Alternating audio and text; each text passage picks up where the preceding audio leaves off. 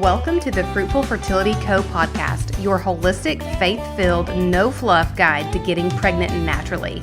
I'm your host and TTC BFF, Tori Black, here to pull you out of your weariness and cheer you into God's calling to be a mother, all while giving you the simple, bite-sized steps to improve your fertility. Let's trade stress and overwhelm for hope, because girl, you look fertile to me.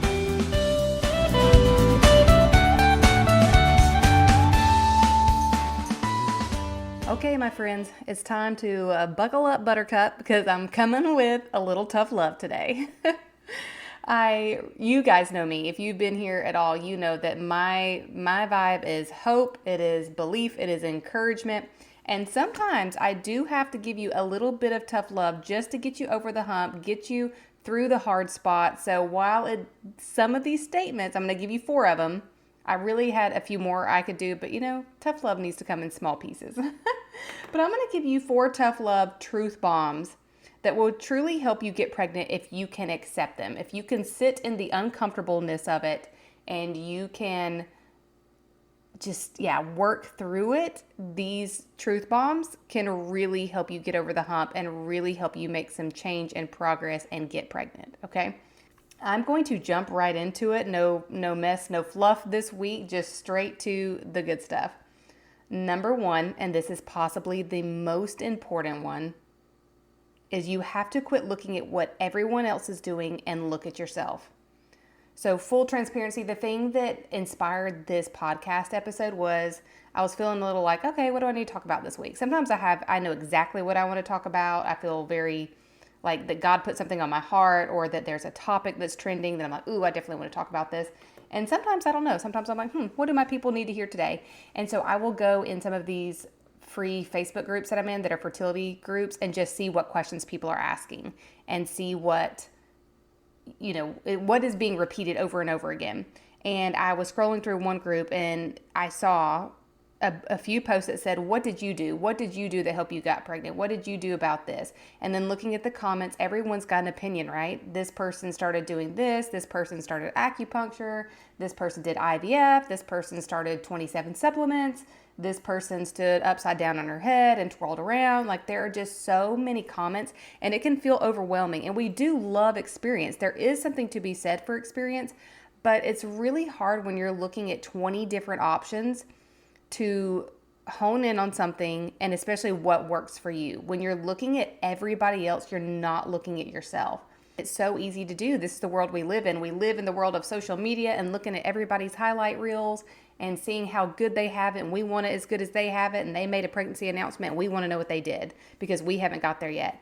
But I am telling you that if you will block all the noise, if you will turn all of it off, and I'm literally talking about block the Facebook groups, block people on social media if you need to, take a social media fast, that would be incredible.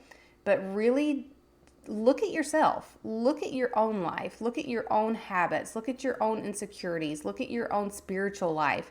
These are the things we need to hone in on. We need to quit looking at everybody else and we need to focus on us, because we are uniquely made, right? Like wonderfully and fearfully made.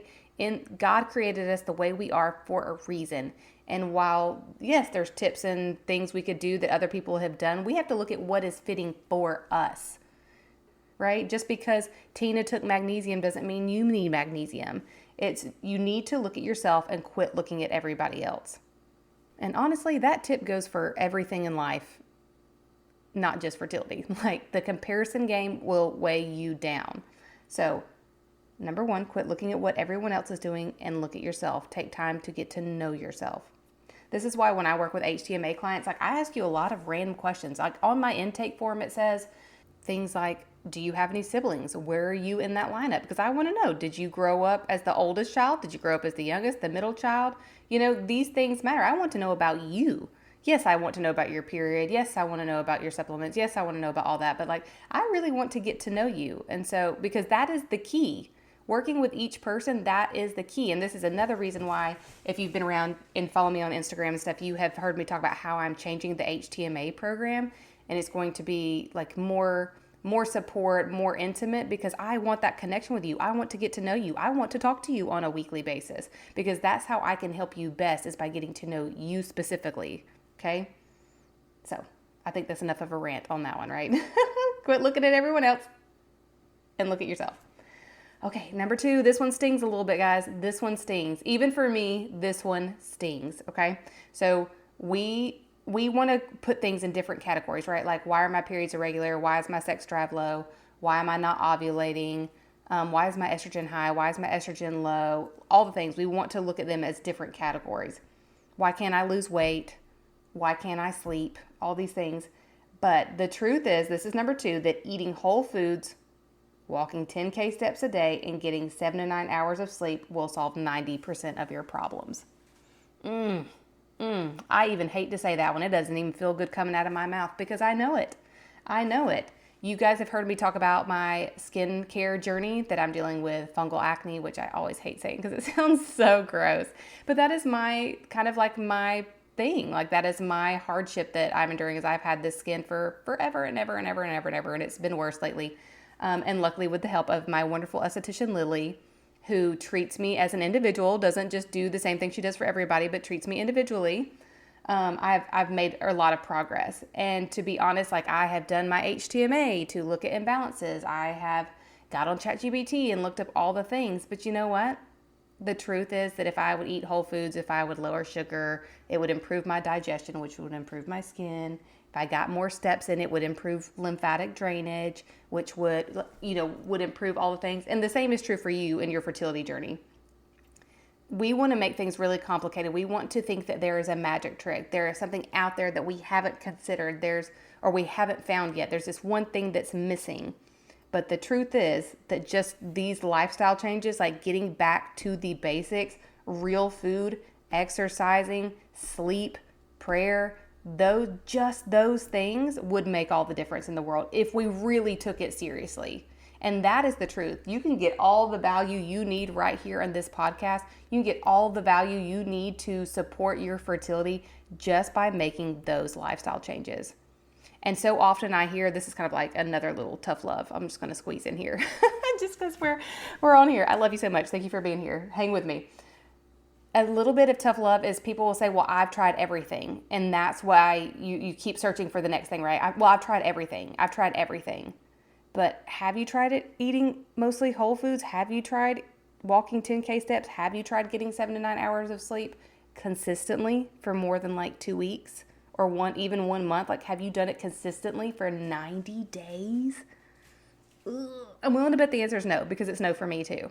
Anytime that I get on these kicks where like, I'm going to walk and I'm going to do all this and I'm going to do it better. Like, I do it for probably 2-3 weeks and then I fall off the wagon and go back to my regular routine, right? We are humans. It's okay. But I'm just saying, you cannot sleep on these lifestyle changes. That is what the Conception Connection, which is now an online course, it has a step-by-step plan, and it gives you a 90-day like check-off list to hold you accountable, because just these little lifestyle changes, if you do them consistently, you do them for 3 months, you will see progress. You will see changes. You will see a difference. And that kind of sucks. But it's also good news that it really can be that simple. It's not easy, but it is simple. There's a guy named Michael Smoke. His page is called Higher Up Wellness. I really like him. He's kind of like, he's tough love for sure. It's all about tough love. But he always ends his videos saying, it's not simple, it's not easy, but it is simple. And it's kind of true for fertility. Like, it's not easy to do these things, but it is simple. So, eating whole foods, walking 10K steps, and getting 7 to 9 hours of sleep will solve 90% of your problems. I am so sorry. Number 3 is to quit trying to do all the things at one time. So again, when we're looking at what everyone else is doing, we're looking for that magic trick. We're looking for that thing that's going to change everything for us. We get on ChatGPT, Facebook, social media, all the places, and we go down all the rabbit holes. And we're like, okay, I'm going to go to an acupuncturist, and I'm going to do chiropractor, and I'm going to walk 10K steps, and I'm going to do HTMA with Tori, and I'm going to go see my naturopath and get my blood labs drawn, and I'm going to do red light therapy. Like, we come up with all the things we want to do. And it's not that those are necessarily bad, but you can't change your habits all at the same time. You have to pick something small to focus on and go all in on that. Like right now, I am working on hitting 8 to 10K steps a day, no matter what. Do I want to work out more? Yes, I do. I absolutely do. I want to lift heavier weights. I want to be stronger, all the things. But right now, I am just focusing on getting my 8 to 10K steps in every single day. And once I have accomplished that and it's a normal habit for me, then I will add in the next thing and give these things time to work, right? So if you are doing acupuncture, again, like get started, let that be your thing. When you created a routine, add in the next thing. So quit trying to do all the things at the same time. And another reason this is like a really good concept too is because we spend so much time researching and obsessing and digging and going down the rabbit holes and finding lots of different answers that we don't actually do anything. Tell me if that's true for you. Tell me I'm not alone, because this is definitely true for me. I will research, get all the information. I have like, as much knowledge as anybody on one given topic on skincare and skin barrier, because again, this is kind of my battle right now. But do I do all the things, or do I just obsess over all the information I found? I know that's you too, and that's why I'm giving you this tough love.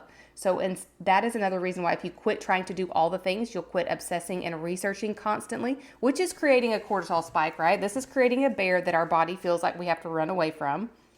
It's creating that adrenaline. It's creating that stress response in our body when we are obsessively researching all the time.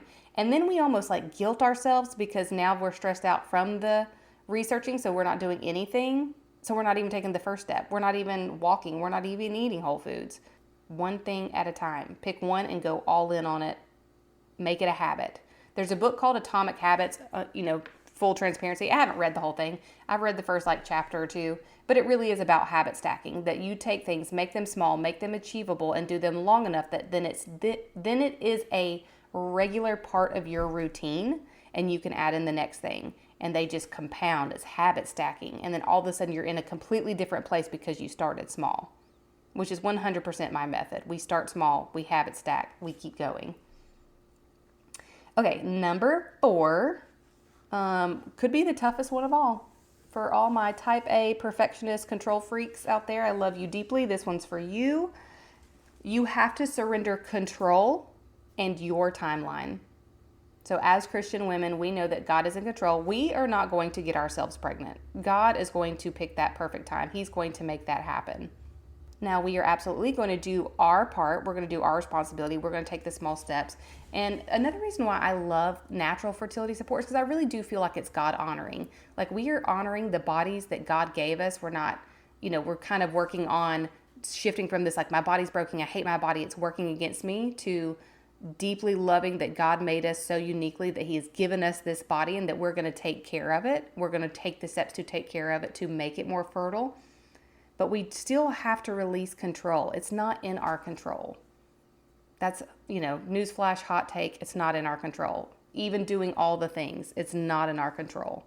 So I want you to release that. That pressure is not on you. You can only do your part. And you have to release and surrender your timeline as well. So for some of you listening, you've got a very specific timeline. You are a certain age and you want to be pregnant before the next one. Like, you're 34 and you want to be pregnant before you're 35. Some of you are dealing with secondary infertility and you want to be pregnant before your first child is a certain age because you want them to be close together. Some of you are working on events like, I'm trying to get pregnant before Christmas because I want to be able to tell my family at Christmas or a special holiday. And that's okay. It's okay to have those goals, but you can't white knuckle them. You have to release that control and understand that only God is in control and that His timeline will be better than ours. That's tough love in itself, and it sucks because our timeline is our timeline and we picked it for a reason and we like it and we want it. But the truth is God's timeline is better, even if it doesn't feel like it. And that's why getting in His Word and knowing Him so deeply is so important, because if you only have one toe in on God, then you don't really know Him, and it's hard to trust Him, and it's hard to believe all these good things about Him. But when you are deeply rooted in Him and His Word and His truth, it makes going through these hard seasons easier, because at the depths of your soul, at the end of it all, He's taking care of you, He cares for you, and His timeline is better. Is that enough tough love for today? Is that all you can stand? I want to challenge you to pick one of these that maybe triggered you the most, maybe the one you didn't like the most, or pick one of them and kind of focus your mindset and your steps on that this week. What can you focus on going forward? Like, can you turn off social media and social media fast so you're not looking at everyone else? Can you meal plan with only whole foods? Use ChatGPT. I do this all the time. I type in ChatGPT, give me 5 dinner meals that use mostly or all whole foods that have at least 30 grams of protein in them. And ChatGPT will give it to you, and it'll give you a grocery list. Like, you don't have to come up with this on your own. And that's a great way to start with that, like eating whole foods, walking 10K steps, getting 7 to 9 hours of sleep will solve 90% of your problems. That tough love. Meal plan a little bit. Plan to get those steps in. If you are working on trying not to do all the things at once, just pick something. Out of all the things you've researched, I know you have researched a lot. Pick one. The walking, the food, the acupuncture, the mineral balancing, the IVF, whatever it is that you feel is on your heart, pick one and go all in. And if the surrender part and the control part really made your eye twitch and you didn't like it, I'm going to encourage you to get on the YouVersion Bible app and look up a Bible reading plan about surrender and about control, and feed your mind that all week.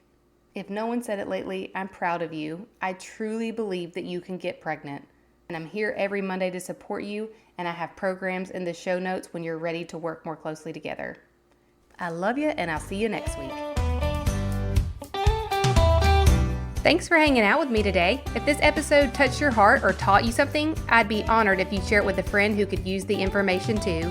And if you want to be the real MVP, then would you also take 30 seconds to tap those 5 stars at the bottom and leave a written review telling me what you're loving? It lights me up to know this podcast is really helping you. Don't forget, you're super cute and super fertile, so meet me back here next week and let's keep chatting and learning together.